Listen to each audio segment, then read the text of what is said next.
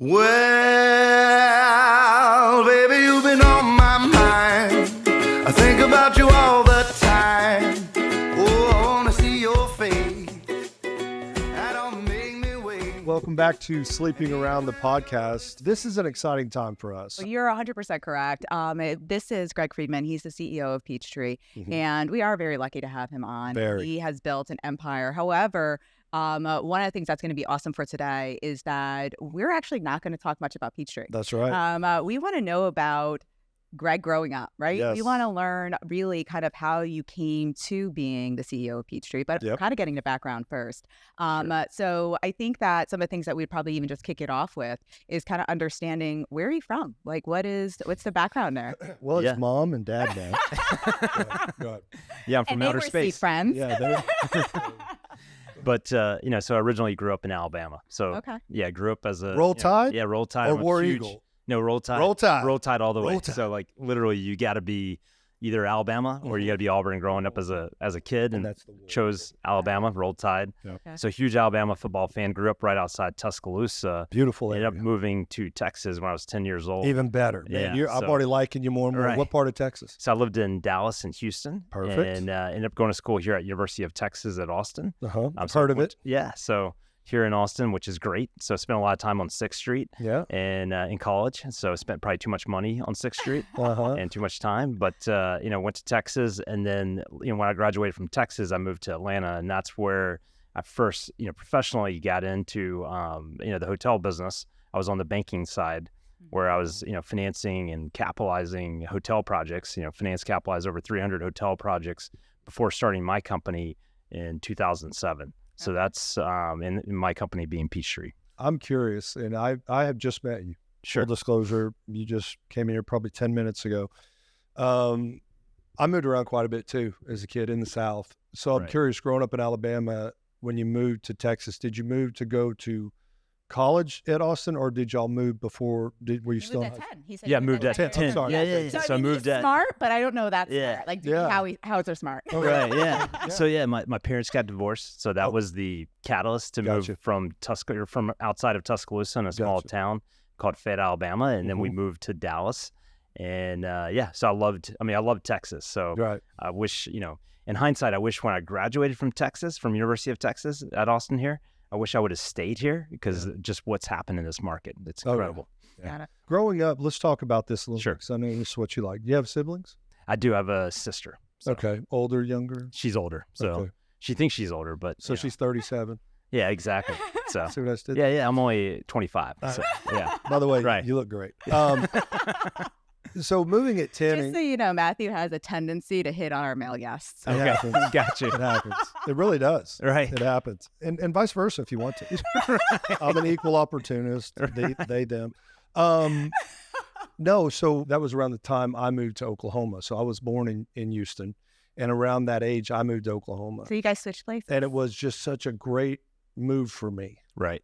And I had an awesome experience. My brother, who is 4 years older, not so much. Right. So I felt like that 9, 10 area, and I'm also divorced, but I got divorced and my daughter was 5, you know, Okay. so there's some connection here. So moving from a small town, Sure. what you said, and I do know that town, to Dallas. Were you a suburb of Dallas or was it Dallas? So it was Plano. So which I'm sure you know Plano. Yeah.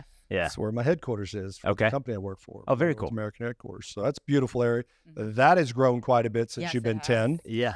Night and day since Yeah. you've been 10. So you and your sister moved together. We moved together, Okay. and my sister at the time, I was 10, she was 13, Okay. so it was a lot harder on her Yep. moving in that the teenage years. Yep. But absolutely loved Plano. Had still have a lot of good friends from when we lived in Plano, and then we moved to Houston, lived in Memorial, that Yep. part of town, and went to Memorial High School, and then Did moved you? back to Plano, and ended up graduating from Plano Senior High before coming here to Texas. Wow. So- So you Wow. did do some bounce back and I forth did, during yeah. that time frame. Yeah. You know what's interesting about those age groups is that many times parents would look at a 10 and a 13-year-old and kind of think about them as being developmentally relatively similar. Right. But you're so correct in that it's worlds apart. Yeah. One of the things I've been humbled by in working with the different school districts is that middle school age group it is horrible. It is so, so challenging. And so one of the things that I would say is that if you're a parent or you're a faculty in a middle school and you have teenagers in that age group, God bless you, because it really is now such a period of susceptibility for bullying, but also it's this difficulty in kind of self-identification and self-awareness and really trying to fit in. And we're really seeing that that's just such a critical age where there's an opportunity for significant influence in a positive way. And so it's interesting to hear about kind of this major transition in moving. He's 10, his sister's 13, even reflecting back now of saying that at 13, she had a more difficult time than he did at 10. That's what I shared. Like my and it really is interesting because we tend to not think about these things in regards to how they will continue to impact you over the course of your life. And so when you reflect on kind of some of the published literature about things that can impact children, there is this critical period in your life where there's been studies looking at what's called ACEs, your adverse childhood events. And so most typically, those are going to be events that are talking about exposure to abuse, exposure to addiction, exposure. Divorce was one of them. Exactly. Life event. Exactly. And it's been proven to impact you lifelong. And so one of the things that I wonder for you is that you're 10 years old, you have multiple different exposures at that point. You're now having the exposure of having to go through parental divorce, which obviously is impactful, but then multiple moves. To me, knowing where you're sitting now, not necessarily on this couch, meaning professionally, it had to have created some resiliency and character, and really kind of make you a lot more dynamic and have this ability to be able to position yourself in a variety of ways. Would you say that you ever kind of reflect on that and find that these are time frames that have critically changed your course? So I think it makes you resilient, to your point, right? Yeah. Like it makes you very resilient. It makes you willing to pivot.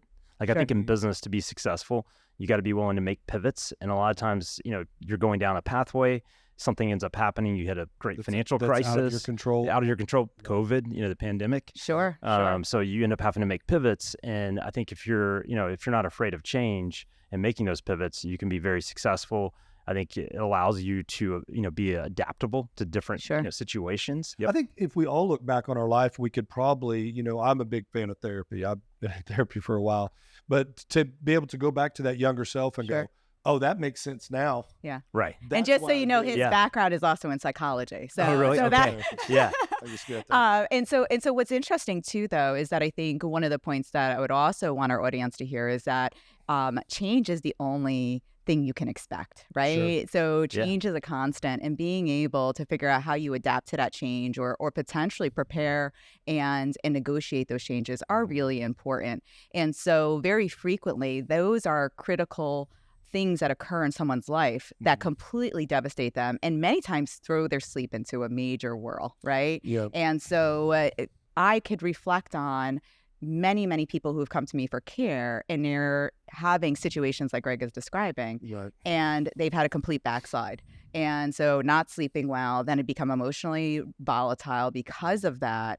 And being able to, as you said, become more resilient and create kind of a game plan in how I'm going to respond, which is interesting because that has significant impact not only on your daytime performance, but also on your sleep, right? Because otherwise you end up doing what? You end up laying in bed and your brain doesn't shut off.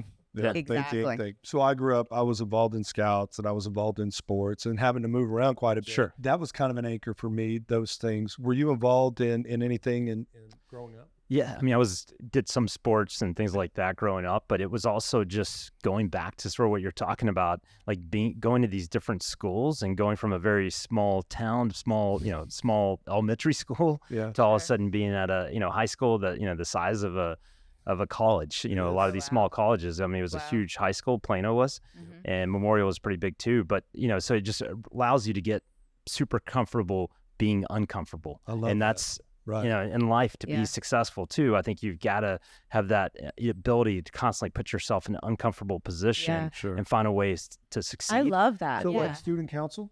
I wasn't on student council, but it's like I think it was when I meet with most CEOs and find out what they were truly involved in, most of them, nothing. Yeah. They were focused on school, which I probably should have been, on my grades and stuff. Right. But you're right, they observed. So I'm curious, a young Greg, were you the type of child that would observe and then figure out, okay, this is where I'm going to be? Or were you the type, like me, that just kind of jumped in? I mean, you could drop me pretty much anywhere. Typically, I just observed it and sort of picked my spots. Okay. And then I was always very entrepreneurial as a kid. So I'm 46 to answer the age question. So so I'm a lot older than I look, hopefully. But in any event, you look about 46. No, I'm kidding. I'm kidding. No, you look great. Yeah, I'll take it with So it's So I would usually, I was always entrepreneurial. So I was always looking for some way to, way to make money. So I love this. So you can't just throw that out there for me. Right.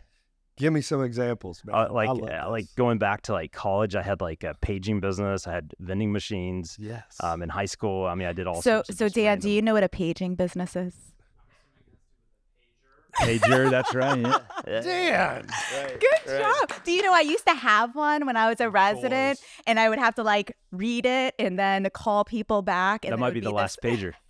I never was allowed to have one, but I always wanted to have one just to write the word boobs to somebody. Right. I was just gonna say that was like the big thing is like saying I love you, boobs. 143. Yes, exactly. My brother had one. I didn't, That's so funny. But no, so that's awesome. Yeah. So you started at an early age. So you said that was college, and then you almost said something about high school. What? Yeah, high school, I just did all sorts of stuff that was, probably some of the stuff was probably legal, some of the stuff was probably questionable, but yeah, so all sorts I think the statute of limitations, and I don't know, you said you're 46. Right. This was high school, but you don't have to. Yeah. Listen, selling weed.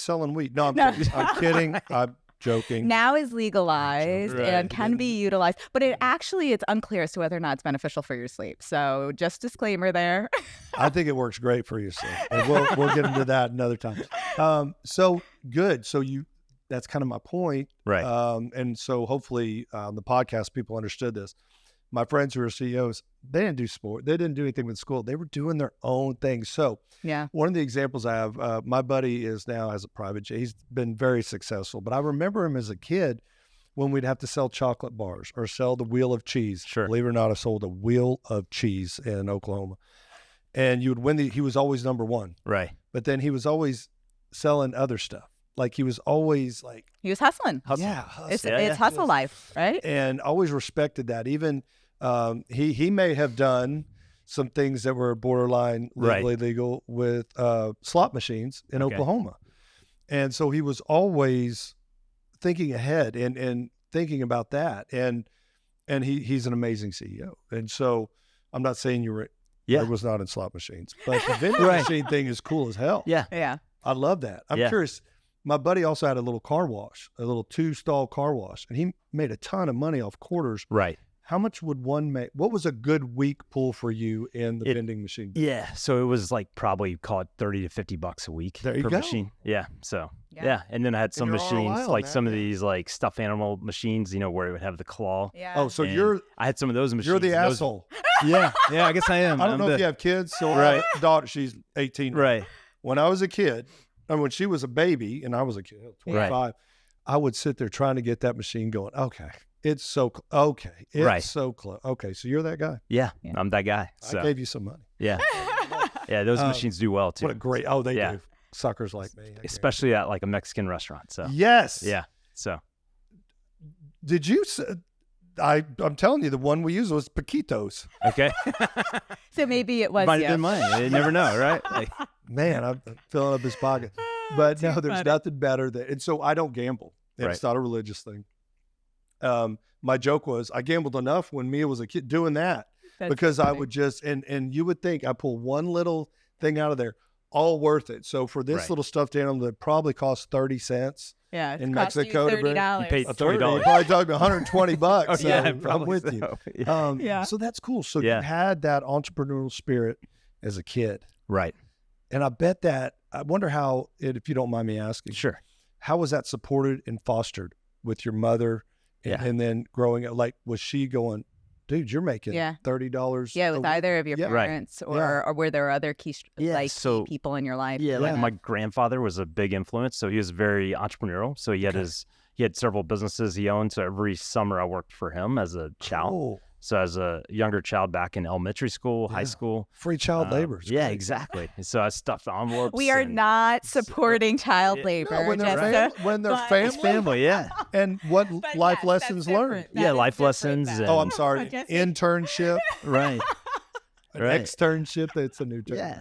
Yeah. But just being in a business environment at a young age, it allows you to be comfortable in that setting too. Yeah. Helps out a lot. Totally so agree. It's almost like internships have become a huge thing. Like our organization, we typically have 10 to 12 interns Love it. every summer. And I think it's great because it allows, these college students to get, acclimated to a professional environment to end up having, success and have that comfort level when they go have their first job. Yeah. Did I ever tell you when I was growing up, my parents owned a pool room, like a billiard hall, and that's where I worked. So from the time of like 10, 11, 12, I worked at my parents' pool hall. When I got to like 13, 14, 15, I would work the night shift, right? Sometimes being there until like 2 a.m. Now, granted, there was no alcohol there, right? So it was an alcohol-free pool room, right? Billiard hall. But you can imagine the experiences that I had. And so just to kind of give some background, a lot of people get confused because my last name is Morris. I'm married, right?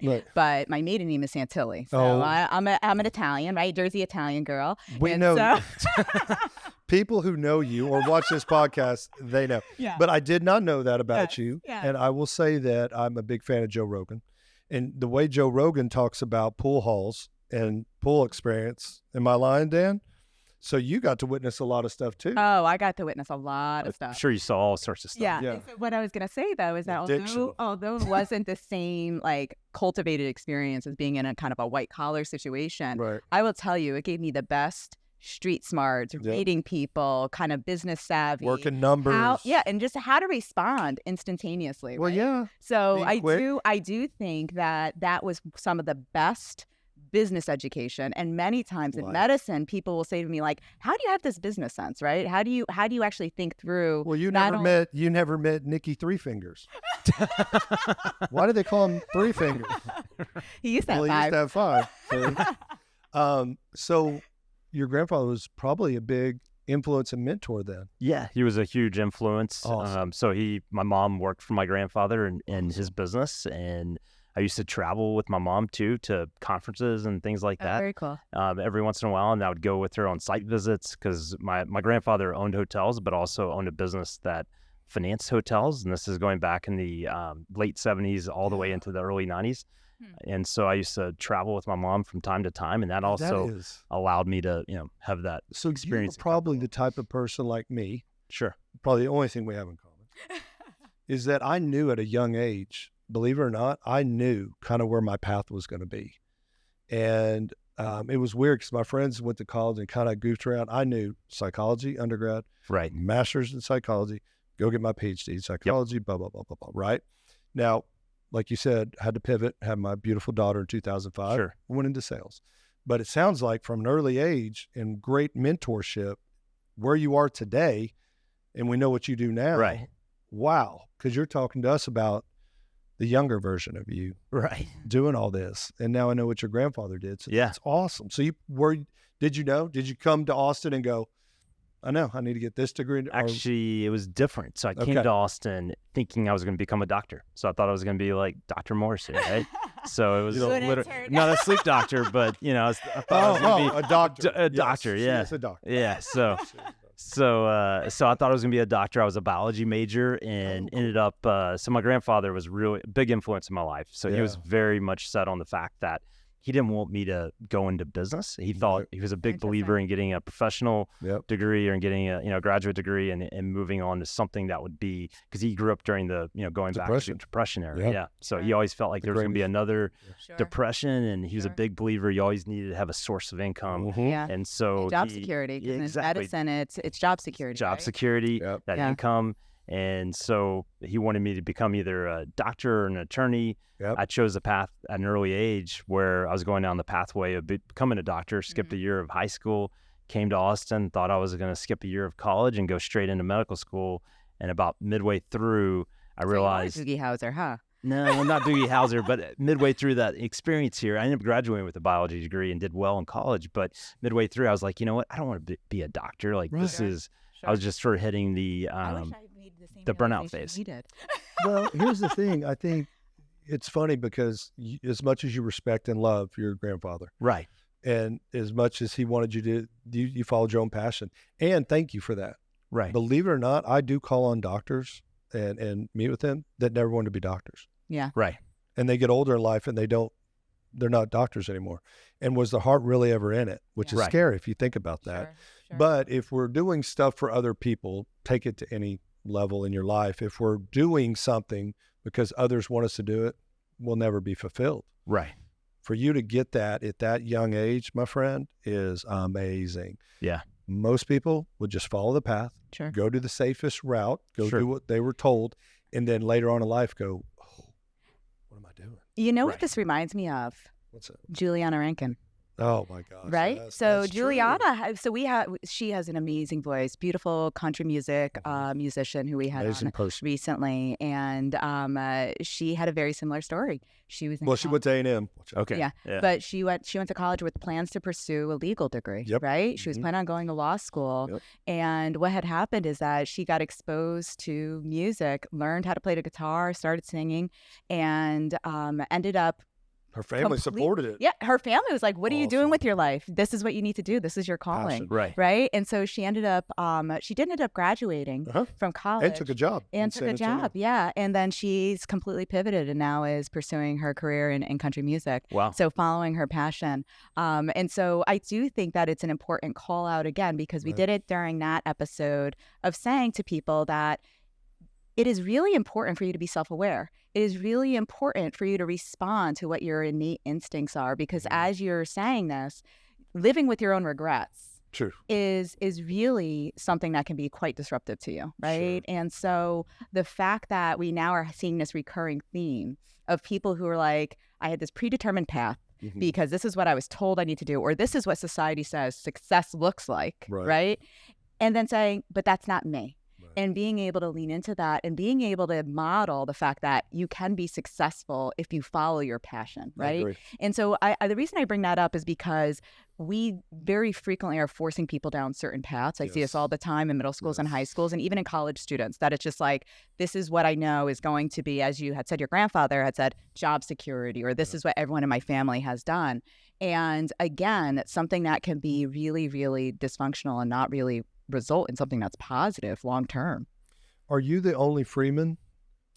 Well, no. Would you have been the only Freeman that kind of went out and did something different besides what your grandfather set out and what your mother was working with him? So my grandfather, so his last name was Rosemore. So it was my grandfather on my mom's side. Yeah, it's all good. More sense. So, but it's so I would say that a lot of my cousins all became doctors. A lot of them became optometrists or eye doctors. Yeah. And then that's still a doctor. Yeah, still no, a I'm doctor. just kidding. Still technically a doctor. So, no, they're not a podiatrist. What? Right. We all need our feet worked on. So my sister became an optometrist. Yeah. And so she did. Okay. Yeah. Yeah. So she became an optometrist.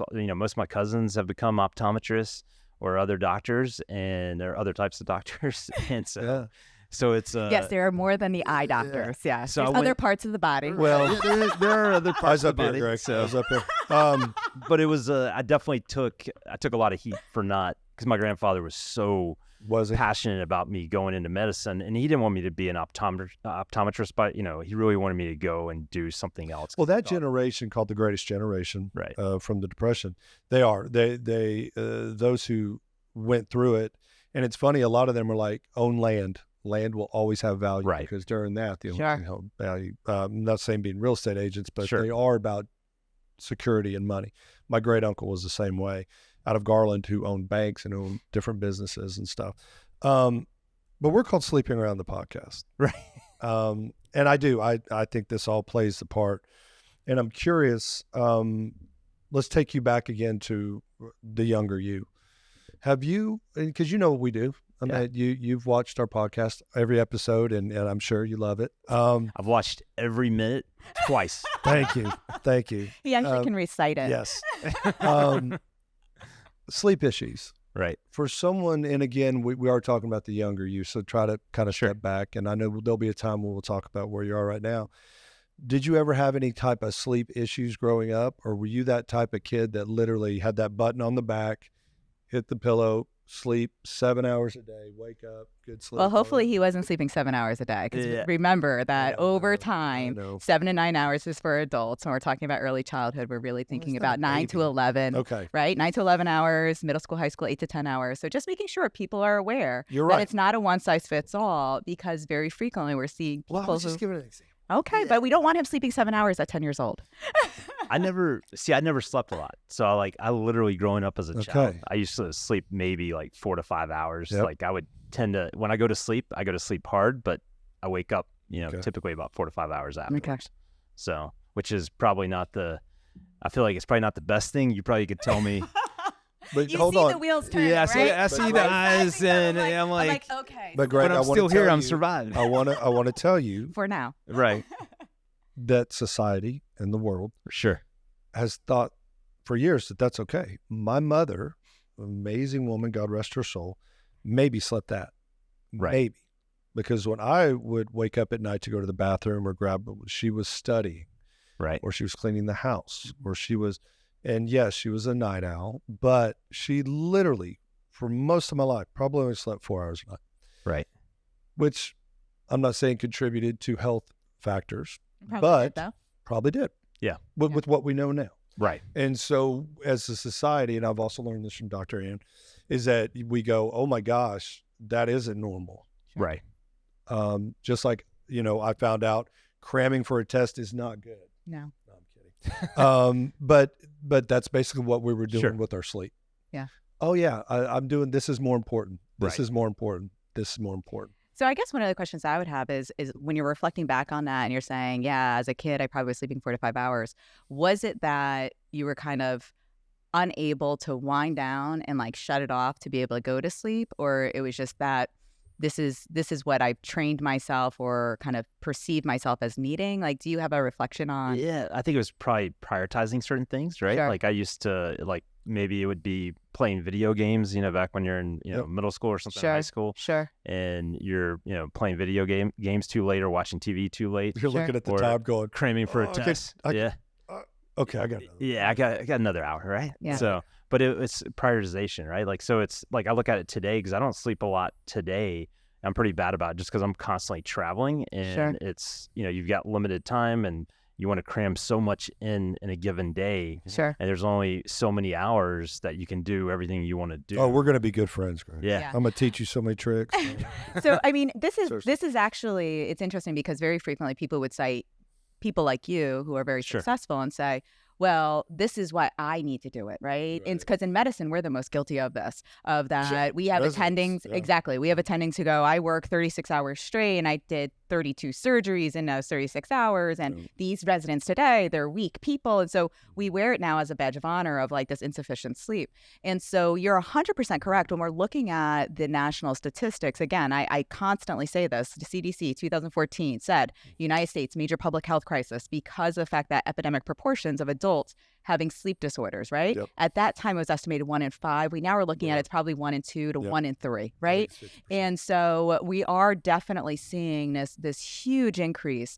And when we look at even the statistics around what was the census data saying, what was the average amount of sleep in the 1960s for an adult, 8.5 hours, now it's 6.8. Right. So more and more people are choosing the competing priorities. Now, what's fascinating is that when you actually look at studies that look at the management of stress and time management and its impact on sleep, there's a bi-directional relationship. Sure. So most people are saying exactly what you're saying. I have to get all these other things done, and so therefore I curtail my sleep. However, when we actually start elongating our sleep to what is appropriate and then matching that with appropriate time management in the day, you see both get a lot better. Agree. And I see Dan shaking his head because I know that we've had this conversation before and Dan has shared. I started putting in some of these strategies and it's made a difference.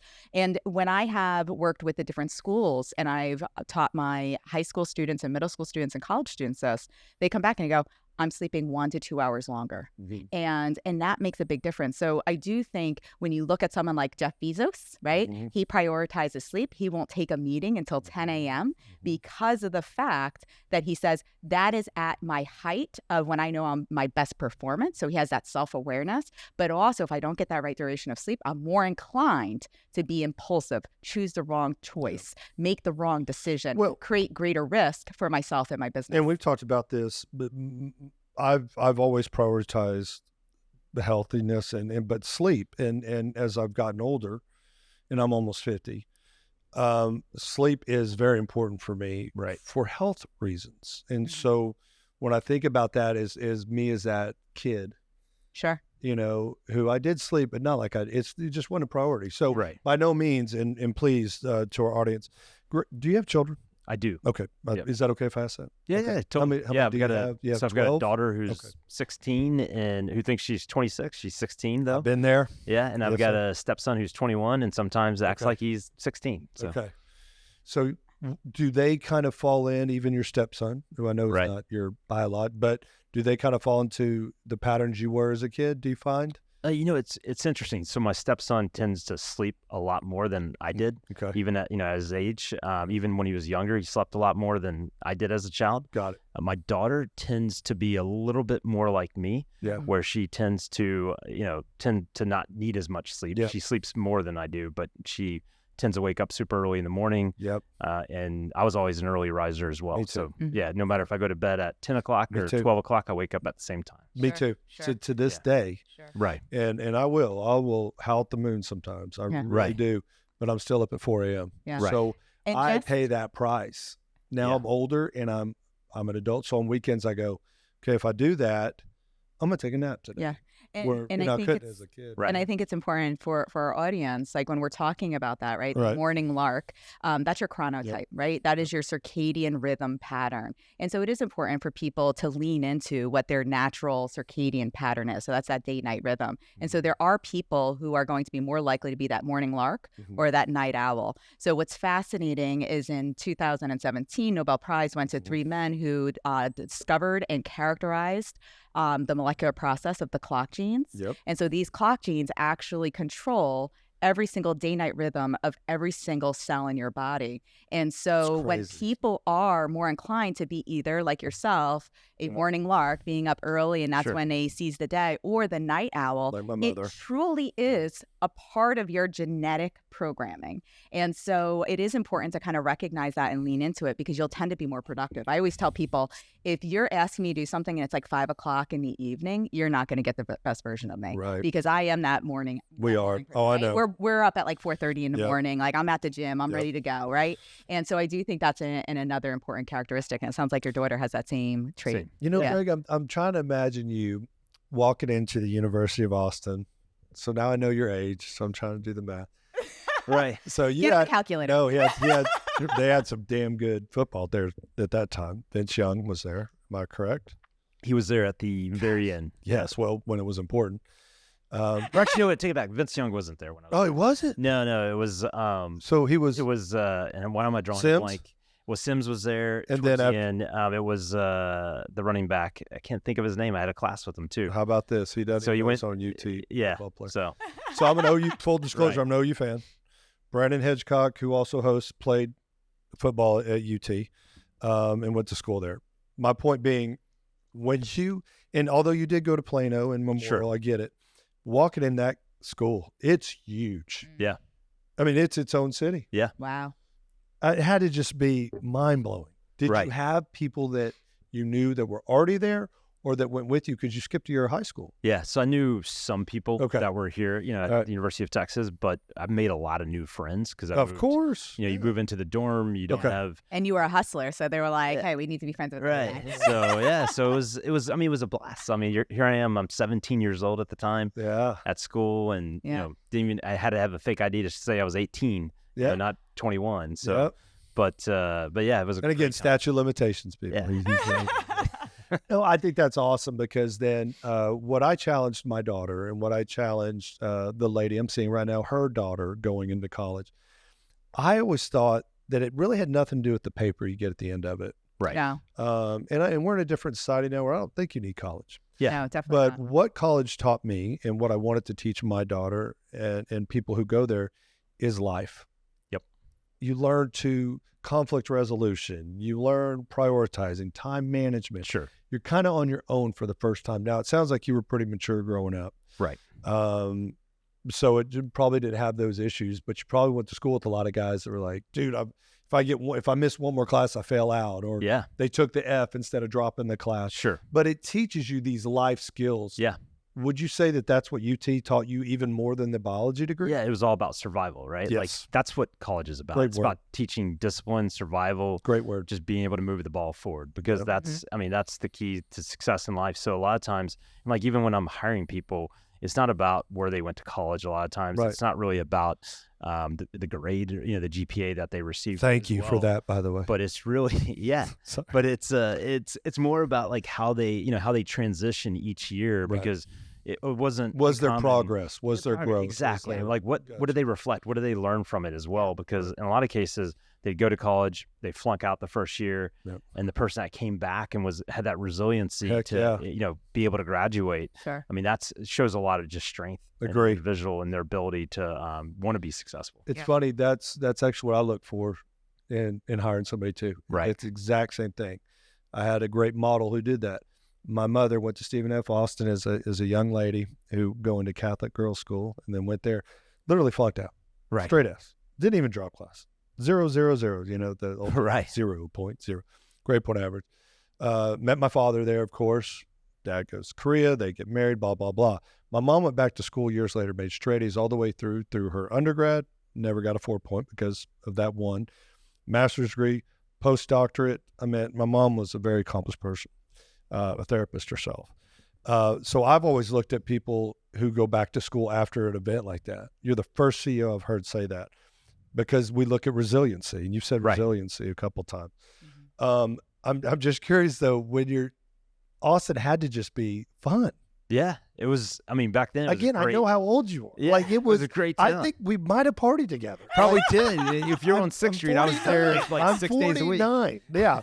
And I loved coming here. Yeah. Even though I'm an OU fan, I still think Austin's way more fun than Norman.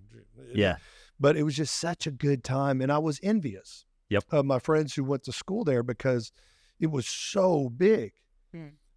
So even though classes were big, but it's just a big place, and I loved that because the more you could interact. Right. So you said you did know some people coming in, but being a 17-year-old too, man. I mean, that's just with a fake ID. Yeah. Right.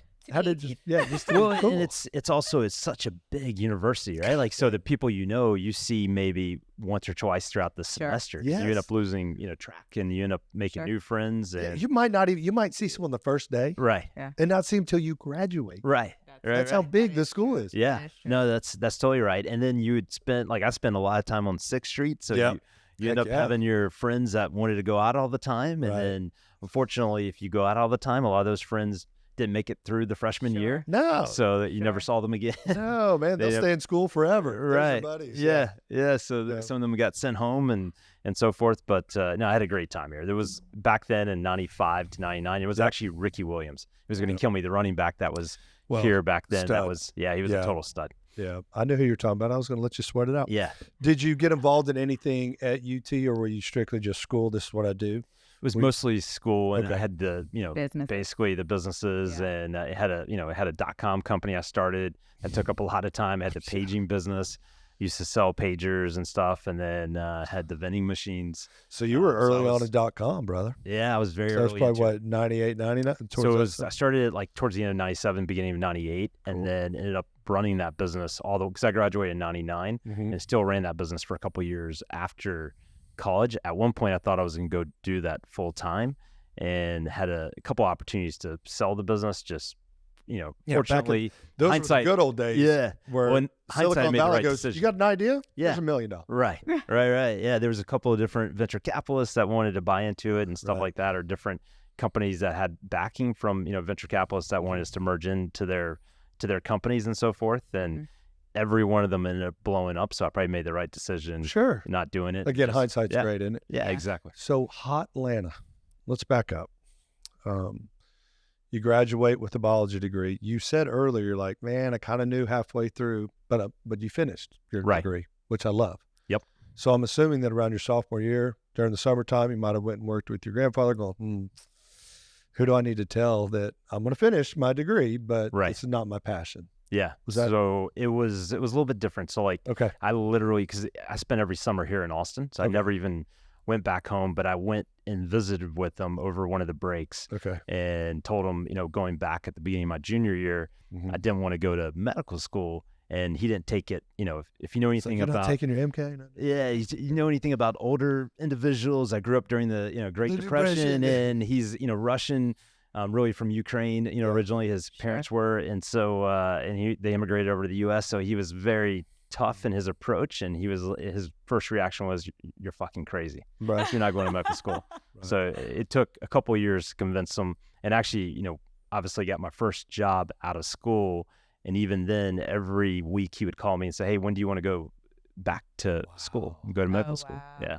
So. Was that because you're smiling, telling the story, was that a motivator to keep you on your path, or was it more of a guilt trip? Like, it was a guilt trip, probably more than a motivator. Like I'm always kind of pissed you off self-motivated. Right. Yeah, So well, pissed you off. it didn't piss me off. It hurt my feelings because I wanted to make him happy too. Sure. Like he was, instrumental in my life. So I have a lot of respect for my grandfather, but it was also one of these that I had passions elsewhere. Yeah. And fortunately I followed the passions versus, letting what he wanted, which made more sense, 100%. When you think about it at the time, but I followed my passion and it worked. And we'll definitely, I promise you, we'll backtrack that because in the next time we talk, I want to talk about after you I wonder how that relationship. Atlanta, though. So you graduate with the biology degree, correct? Yep. Yeah. This .com business that you stayed with for a little bit here in Austin for a little bit. It was in Austin, but ended up moving it with me when I moved to Atlanta. So my partner in the business. So why Atlanta? So it was the first job I got out of school. So it was one of these when I was graduating. Right. So I was graduating my senior year in '99. I called my parents in like around March of 1999. It was like, hey, I got good news. I could actually come back, for another year.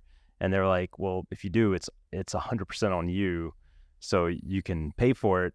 And so I was like, okay, well, I'll just go ahead and graduate and get a job. Yeah. So I literally had a, rush to find a job. And the job I found was, basically this job on the banking side for hotels. So it happened to be through a common, family friend. Okay. He ran so General Motors back in, 97, 98, 99 into the early 2000s was very heavily invested across like the financial services, side of the business. Sure. And they, within that, within GMAC, they actually had a balance sheet lending program for hotels. Oh. And so that's actually who I ended up joining right out of college. And that's how I first got into, financing and capitalizing hotel projects. So Atlanta in 1999, besides being extremely hot, it's just so hot. And we have humidity down here, but it's a hot place. Did you live in Atlanta? It is. Right. Did you live outside of Atlanta, or were you? Initially I lived in Dunwoody, which is right outside Atlanta. I know it well. Yeah. And then moved so I've lived everywhere across Atlanta, I feel like. So I've lived in Dunwoody, ended up moving into Buckhead. Yes. Lived in Sandy Springs. I've lived downtown, Midtown. Yeah. So I've lived everywhere. I love Georgia. Yeah. I think it's just an amazing state. Atlanta, city. But no, so you go there, and so that's when that's when the ball started rolling, it sounds like. So the banking side. Right. That's so interesting because not one time, well, I guess with the hustling and the entrepreneurship you're dealing with, exchange rate and money and ROI and all that. But with the biology degree, I'm thinking, how does he get into it? Was just the first job offered. I had a couple other job offers in the medical, like doing medical equipment sales and things like that. Yeah, those guys are losers. Yeah. You made the right choice. You definitely made the right choice. That's what Matt does. Yeah. No, so I think that's interesting. So the journey for you, Greg, funny that you always were in the South because you started in Alabama, moved to the beautiful state of Texas, and then moved to Georgia. Right. To kind of start that first half of your life. And I think what we've discussed so far is a kind of a little sneak peek into kind of who you are and who you've become is what we're going to find out soon. Well, I guess my question would be, now at this point in your life, what would be some of the kind of feedback, or what would be the tips that you would give a younger version of yourself, or potentially younger people who are watching this, who maybe were going through similar kind of life transitions that you've experienced? That 17-year-old sitting right next to you. Yeah. Of you, what would he tell you, or what would you tell him? Yeah, I mean, I think some of the biggest life lessons is, finding what you truly enjoy. Because I think a lot of times people try to, they gravitate towards happiness, and happiness is just not sustainable. Like when you go buy a new car, you're happy for a day, but you're not going to be happy for the rest of your life. Right, not Ann, because she buys lemons, but that's a whole different. And that's a whole nother GM story that 3 months later still don't have a vehicle. Right. Too soon. Too soon, yeah. So maybe I shouldn't have used that as an example. But when you find what you truly enjoy, like you're going to have good days, bad days, and that's sustainable, and that's going to keep you happy no matter, so when you find what you want to do from a professional perspective, or even on the personal side, when you find that enjoyment, you really got to stay there versus focusing so much on just finding that, happiness, which isn't sustainable. Yeah. I mean, I think that is a really great feedback, because that's something that I tell my residents all the time, and my medical students as well, is that drive with passion, right? Because I can honestly say I never work a day in my life because of the fact that I love everything that I do, right? I have a lot of fun things like this, the podcast, and being able to go travel and speak. But my greatest passion is being able to influence other people's lives in a positive way. And so sitting down with my patients and being able to listen to them and partner with them, for me, is just like such a rewarding experience. And so many times you see people who are just going after the dollar, because they think that's the happiness, right? But the reality is the dollar comes when you actually are just driving with passion, because 100%. You automatically will rise to the top, because 100%. You're really doing something that you love. Yeah, I mean, my greatest passion is stripping. No, I'm just kidding. And he's excellent. Thank you. I agree. I think that's such strong advice. Ann had asked me that once before, and I said, "Don't be so hard on yourself, dude." Right. Yeah. Like, you're gonna be all right, because I was always like, so driven, like, and no regrets. But if I could give, to my younger self, you're too hard. Like, I beat myself up to this day more than anybody else could. Yep. Sure. And not listen to the noise. Yep. And noise could even be family members. Right. Just stay focused and stay on that path. I know we're going to have you for a little bit longer, Greg. So I want to kind of roll this, end this up. But you need to ask him some questions. I am. Well, that's what I was getting ready to do. Right. God dang it. I stole your thunder. I stole your thunder. Well, you saw my thing. Yeah, I saw So it. we end every episode. What we've come up with is 5 fun questions. Okay. Now, you said you've watched some. Oh, they haven't been. Yeah. Okay. Yes. All right. So the first question, I'll go first. I love this question. Sure. And I'm going to give you a heads up. I'm going to judge you on how you answer this. Okay. All right. Are you a sock, shoe, or a sock, shoe person? I don't know. I've never thought about it. So, all right. So a sock, shoe. So do you put your sock on first, and then a shoe, and then another sock, and then a shoe, or do you put both your socks on? I put both socks on one time, and then I put the shoes on. Yeah. Yeah. So you're not a psychopath. Yeah. You're not a serial killer. This is good. Okay, that's the first question. Okay. Question number 2. Would you say that you are a top or a bottom? But I'm talking about bunk beds. You're talking about on what now? On beds, you said? Bunk beds. Oh, bunk beds. Oh, okay, gotcha. I'm probably top. Okay. I love that question. Yeah, I know. I'm always afraid of being on top, because I'm afraid I'd fall off. So I was always I was a fat kid. I anchored the bunk. So you were on the bottom. I was always a bottom. Some things never change. They never change. Cuddler. So let me ask you this question. Do you prefer to cuddle when you're sleeping with someone? Right. Or not to cuddle? So there's usually either like, we're sleeping like this, cuddled all up, or the cuddle and roll. Probably cuddle and roll. How about that? Yes. Me too, brother. Right. I get too hot. Yeah. There's hair and stickiness. All right. Big spoon or little spoon? When you cuddle. When you cuddle. Are you the big spoon or little spoon? Which would you prefer? Probably big spoon. Really? He is a top. He's a topper. See, I'm a little spoon. Again, bottom. What was the fifth question? Did we come up with one? I don't remember. Just you got to get it on the fly. All right, on the fly. I love this question. It's really not to Right. sleep. I know. It's so horrible. It's okay. Go ahead. What It's is so it? horrible. Let's go with it. Your spirit animal. Okay. What is it My spirit animal. and why? Yeah. So He's like, I don't know. yeah, I was about to say I don't know, like spirit animal, like the animal that I love or something, or Well, if Spirit you were animal. going to say what you identify as, like, Yeah.